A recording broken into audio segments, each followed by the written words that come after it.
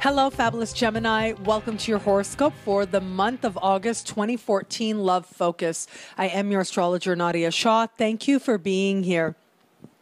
Where it comes to love, one of the greatest things you have going in your favor this month is what is no longer a part of this month. And that is the fact that Mars is now out of a part of the sky for you that has to do with the feeling of love, that has to do with the flutter of love, that has to do with having a genuine connection based in joy, based in aliveness with another person.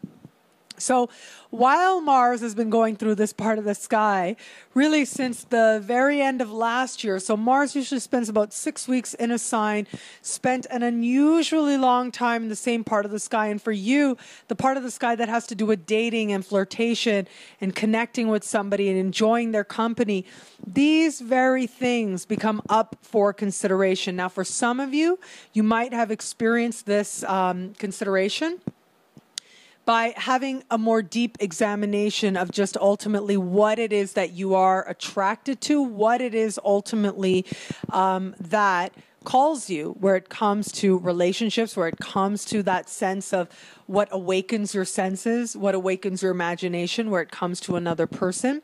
And because this part of the sky has to do with dating as well, you likely were granted some opportunities to get to know more about yourself, get to know yourself more deeply in terms of understanding your own motivations, where it came to how you behaved while you were dating, what your behavior was, what your expectations are, what were you actually bringing to the moment that determined how the other person responded.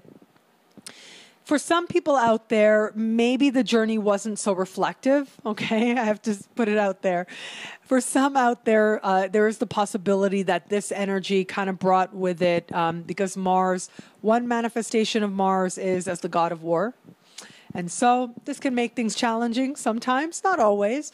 Sometimes Mars is amazing. Right now, Mars has moved on, as I spoke about in the general overview horoscope. Mars has moved on, and now Mars is in a place in the sky that's a lot more easier. Mars kind of likes it there a lot more, is able to bring about his more introspective, more strategic side. However, when Mars was moving through for all this year so far, the part of the sky for you that had to do more with dating, it's a little bit like not really being certain of what you might necessarily want, and also feeling like certain things are up for negotiation that you wish weren't. And also Mars is, in one way, if you weren't really working your Mars, if you weren't thinking of Mars in terms of allowing you to make some significant changes, in terms of helping you to become more reflective as Mars was moving backwards, then one possible manifestation could have been some conflicts arising where it came to someone that you were dating or somebody that was in your sphere. Or maybe somebody sort of came back, but they seemed something had changed about them. The energy had changed. And that gave you a chance to really look at how you had energetically changed now. And so now Mars, thankfully, out of that part of the sky. And what does that mean? Calm waters. Well, as calm as it's going to get. That does mean that that general influence, that general vibe that was with you since the start of the year, since very, very late of last year, now has moved on. And this should grant you the opportunity to not only take a bit of a breather, but to now actually live some of the benefits of what it is that you experienced, what it is that you actually got to learn while Mars was moving through this part of the sky.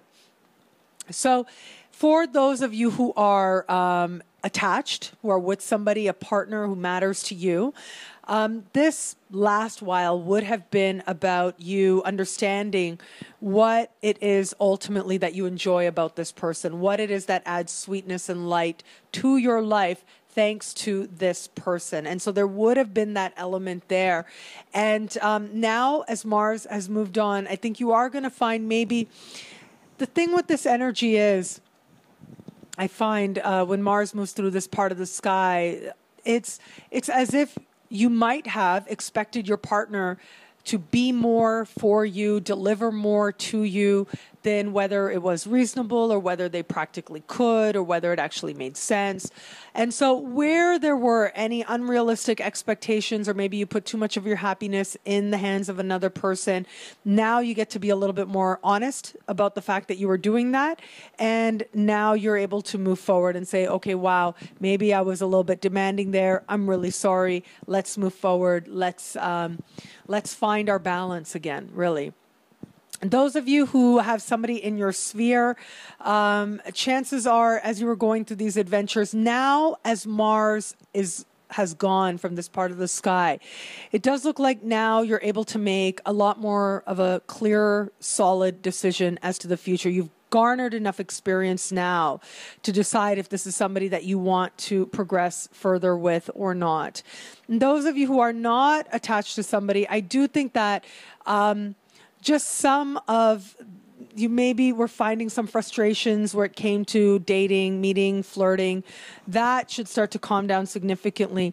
What's happening now is there's a buildup of energy in the part of the sky that really is going to feel much more in your element. And this is the part of the sky that has to do with communication and has to do with sort of very spontaneous interactions that bring about your wit, bring about things in you that you like. And a lot of this is thanks to Jupiter, and I spoke about this in the Jupiter special for your sign.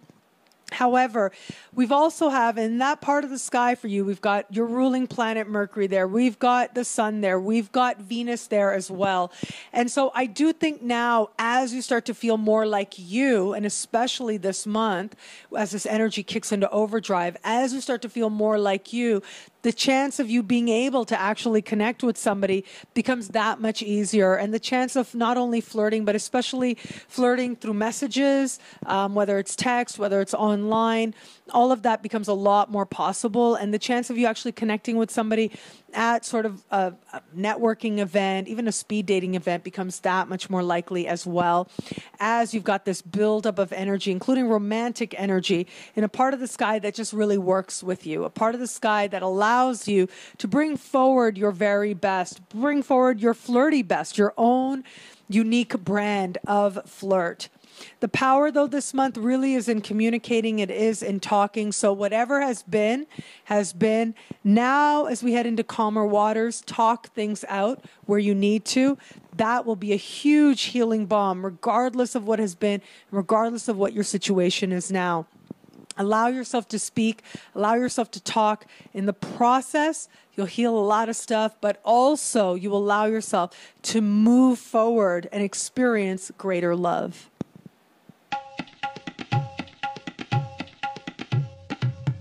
Thank you for watching. It'll be a great month. Be fabulous and enjoy.